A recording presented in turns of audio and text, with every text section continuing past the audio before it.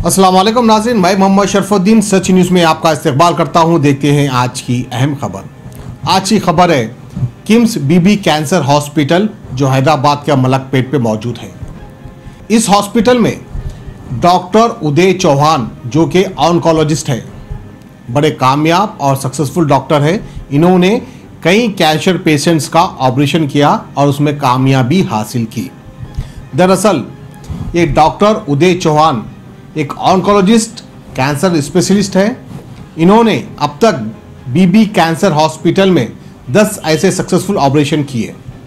माइक्रोमस्क्यूलर reconstruction, जी हाँ, माइक्रोमस्क्यूलर reconstruction यानी कि चाहे कौन सा भी कैंसर हो, हलक का हो या अपने बॉडी के किसी पार्ट का कैंसर हो, ये दरअसल छोटे से छोटा होल डालकर उस ऑपरेशन को सक्सेसफुल करते हैं।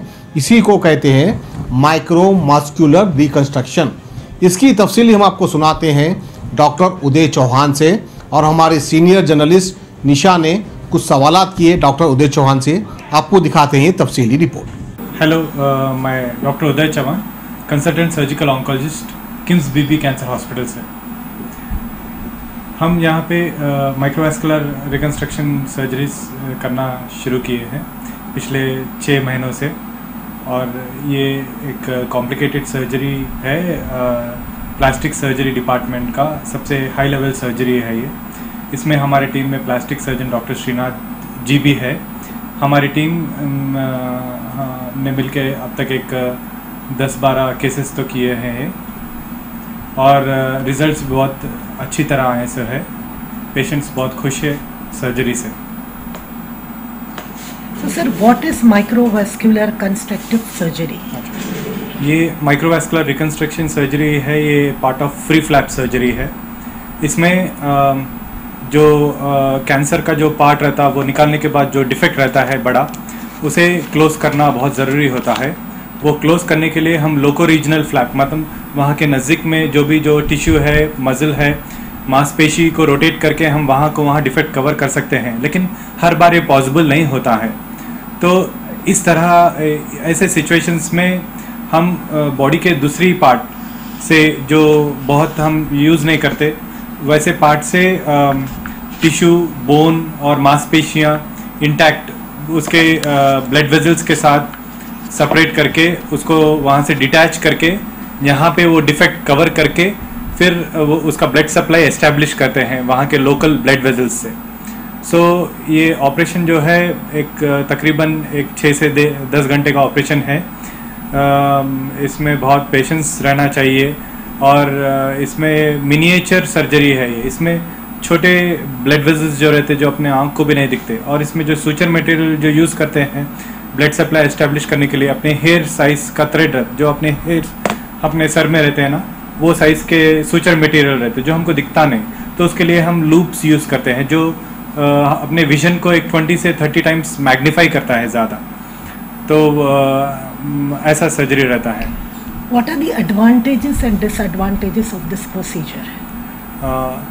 कभी कभी जो डिफेक्ट जो रहता है बहुत बड़ा होता है, और वो डिफेक्ट रहने के कारण भी कभी कभी उस प्रोसीजर करना नामुमकिन हो जाता है। क्यों बोले तो फिर उसको रिकंस्ट्रक्ट करना वहाँ के लोको रीजनल फ्लैप से बहुत डिफ़िकल्ट रहेगा। तो इस हालत में जो ऑपरेबल डिसीज़ रहता है वो इनऑपरेबल हो जाता है। सेकेंड थिंग, ये जब से फ्री फ्लैप्स सर्जरी स्टार्ट हुए फंक्शनल आउटकम भी बहुत अच्छा रहता है। जो मतलब जब जॉ बोन इन्वॉल्व होता है कैंसर से, तो हम जॉ बोन को निकाल देंगे तो नया बोन वहाँ पे हम फ्री फ्लैप द्वारा एस्टेब्लिश कर सकते हैं। तो है जॉ का मूवमेंट रिटेन हो जाएगा, पेशेंट जॉ को चिविंग करने के लिए यूज़ कर सकते। तो ऐसा फंक्शनल एस्पेक्ट्स में उसका यूज़ रहेगा, और कॉस्मेटिकली भी पेशेंट के लिए बहुत अच्छा रहेगा। Any specific equipment is required for this? ये एक माइक्रोस्कोपिक सर्जरी है जिसमें जो इंस्ट्रूमेंट्स और इक्विपमेंट्स रहते वो माइक्रो सर्जरी के लिए, लाइक कार्डियोवैस्कुलर सर्जरी, जिसमें छोटे नसों को टाके डाल के उसका ब्लड सप्लाई एस्टेब्लिश जैसे करते हैं, वैसे ही इसके लिए इंस्ट्रूमेंट्स जो है छोटे वेजल्स को हैंडल करने के लिए एक फाइनर इंस्ट्रूमेंट्स रहते हैं वो यूज़ करते हैं, और लूप्स जो रहते हैं जो मैग्नीफाई करता है विजन को 20 to 30 टाइम्स, समटाइम्स थोड़े लूप्स तो 40 to 60 टाइम्स भी मैग्नीफाई करते हैं, वैसे लूप्स लेके ये सर्जरी किया जाता है। और माइक्रो सर्जिकल इक्विपमेंट भी आता है जिसमें more than 60 times to 100 times भी मैग्नीफाई होता है, वो भी हम लेने का प्लान कर रहे हैं फिलहाल। और ओटी टीम जो है बहुत इम्पॉर्टेंट है, हर पार्ट ऑफ टीम को पता रहना चाहिए कि हम नेक्स्ट स्टेप क्या कर रहे हैं, नेक्स्ट सर्जरी मतलब नेक्स्ट स्टेप क्या है, ये कोऑर्डिनेशन जो है बहुत इम्पॉर्टेंट है। So apart from equipment, OT team and proper fine art OT बहुत ज़रूरी है इसके लिए। तो कितनी प्रोसीजर्स हुए हैं इस हॉस्पिटल में अब तक, and can you share your experience? हम अब तक एक 10 से 12 केसेस तक किए है, उसमें जो फ्री रेडियल फोरआर्म फ्लैप मतलब फोरआर्म से हम ग्राफ्ट हार्वेस्ट करके ओरल कैंसर का डिफेक्ट को हम फिलअप किए हैं, और दूसरा फ्री फिबुला फ्लैप मतलब लेग में जो दो बोन्स होते हैं, एक टिबिया और fibula. Fibula non weight bearing bone होता है जो ग्राफ्ट के लिए यूज़ किया जाता है। यहाँ पे जो भी कैंसर का जो निकालने के बाद जो डिफेक्ट रहता है उसे फिबुला बोन से हम रिकन्स्ट्रक्ट करते हैं। ऐसे सर्जरीज हम 4 सर्जरीज किए है। ये बोन जब हार्वेस्ट करते हैं फ्री फ्लैप में यूज़ करते हैं तो वो थोड़ा टेक्निकली और चैलेंजिंग सर्जरी रहता है, इसमें और थोड़ा 1-3-4 घंटे और ज़्यादा लगेंगे ऐसे केसेस के लिए। जो पेशेंट को मल्टीपल प्रॉब्लम्स के साथ आते हैं, लाइक डायबिटीज है एंड हाइपरटेंशन है, so how this patient has been react to this particular surgery? Diabetes और हाइपरटेंशन एज सच ये सर्जरीज के लिए कॉन्ट्राइंडिकेशन नहीं है, ऐसे पेशेंट्स में भी कर सकते हैं प्रोवाइडेड उनका शुगर लेवल्स हम प्रॉपरली मेंटेन करें और बीपी भी प्रॉपरली मेंटेन किए। हमारा जो सेकंड पेशेंट था वो तो 70 ईयर्स ओल्ड मेल थे, उनको हाइपरटेंशन भी था, उनमें भी अच्छा फ्लैप टेकअप हुआ sir. This microvascular surgery can be done in any part of the body? Yes, defect जहाँ पे भी रहेगा वो डिफेक्ट के हिसाब से हम ग्राफ्ट हार्वेस्ट करते हैं। वो साइज कितना है और इसमें क्या क्या टिश्यूज ज़रूरत है वो डिफेक्ट कवर करने के लिए, वो हिसाब से या तो हम हैंड से ले सकते हैं, forearm flap radial free forearm flap बोलते हैं, या नहीं तो थाई से। जब हमको ज़्यादा मांसपेशी की ज़रूरत होती है तो थाइस से लेते हैं, एंट्रोलेटरल थाई फ्लैप बोलते हैं जिसे। और जब बोनी रिकन्स्ट्रक्शन करना होता है तो फ्री फिबुला फ्लैप जो लेग में रहता है बोन, वो उसे यूज़ कर सकते हैं। ऐसा सच मेन चीज़ क्या है, वहाँ पे established blood supply blood vessels harvest करने के लिए चाहिए, और जो ग्राफ्ट जो निकालेंगे वो वहाँ के डिफेक्ट साइड ब्लड वेजल्स को हम ब्लड सप्लाई एस्टेब्लिश करें जैसा रहना। As such free flaps body के कहाँ पे भी पार्ट जहाँ पे लोको रीजनल फ्लैप्स पॉसिबल नहीं है वहाँ पे लिबरली फ्री फ्लैप्स यूज़ कर सकते हैं। What is the main cost for this? Cost depends on the institute. Minimum 2 to 3 lakhs होता है ट्रस्ट हॉस्पिटल्स में, कॉर्पोरेट में तो 4 to 5 lakhs मिनिमम होता है। ओटी चार्जेस अब सर्जरी के लिए ही 10 to 12 आवर्स होता है, तो हिसाब से ओटी चार्जेस भी बहुत शूट अप हो जाते हैं। कभी कभी 8 घंटों में आता है सर्जरी, कभी 12 घंटे हो जाते हैं। ऑन टेबल हमको ब्लड सप्लाई जब तक एस्टेब्लिश नहीं होता है तब तक हम चेक करते रहते हैं कहाँ पे है डिफेक्ट, कहाँ पे थ्रोम्बस है। तो बिकॉज टाइम कंज्यूमिंग है, इक्विपमेंट और इंस्ट्रूमेंट्स भी कॉस्टली है, तो प्रोसीजर भी बहुत कॉस्टली रहेगा।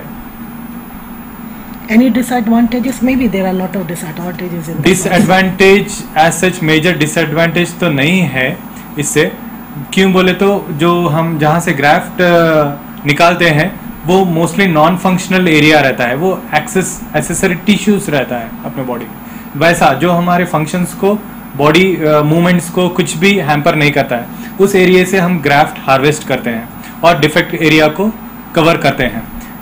बट कॉम्प्लिकेशंस कभी कभी ऐसे होते हैं कि कभी कभी ग्राफ्ट फेल होता है due to unknown reasons, blood supply establish नहीं होके, अप टू 10 to 15% पेशेंट्स में।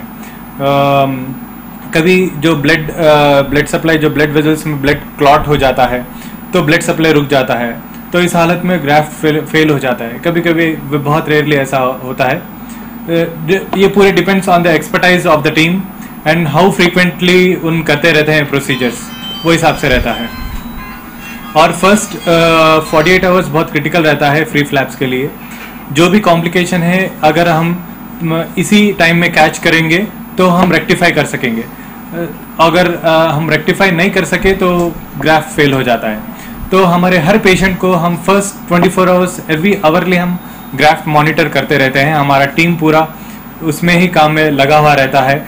कुछ भी ब्लड सप्लाई रुक गया, ग्राफ्ट पेल दिख रहा है यानी तो पूरा सूजन आ गया है, तो इस हालत में हम फिर ओपन करके चेक करते हैं ब्लड वेजल्स जहाँ पे हम एनास्टमोसिस किए सो है वहाँ पे कुछ क्लॉट हुआ क्या, नहीं तो ब्लड कलेक्शन होके वहाँ पे कंप्रेशन हो रहा क्या। ये हम जो भी रेक्टिफाइबल चीज़ है फर्स्ट 45 आवर्स में ही हम कर सकते हैं। तो ये 48 आवर्स का जो पीरियड है बहुत क्रिटिकल है। How much time a patient need to be hospitalized? हमारे पेशेंट्स को हम routinely 6th to 7th day को डिस्चार्ज कर देते हैं। ये प्रोसीजर के दौरान मोस्ट ऑफ द पेशेंट्स को ट्रेकियोस्टमी मतलब सांस लेने के लिए अलग ओपनिंग किया जाता है। और अपने सेंटर में यूनिकनेस क्या है, हम ट्रेकियोस्टमी अवॉइड करते हैं क्योंकि इसका अलग कॉम्प्लिकेशंस रहता है और अपने पास कोई कुछ भी केस अब तक कॉम्प्लिकेट नहीं हुआ।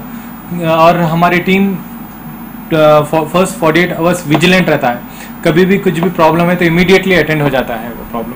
अगर सांस लेने का भी प्रॉब्लम रहा तो इमीडिएटली ट्रेकियोस्टमी करना पड़ता है। हमारे पूरे 12 पेशेंट्स में एक पेशेंट को हम ट्रेकियोस्टमी किए, बाकी सब पेशेंट को हम ट्रेकियोस्टमी अवॉइड किए। So it's a 100% successful procedure.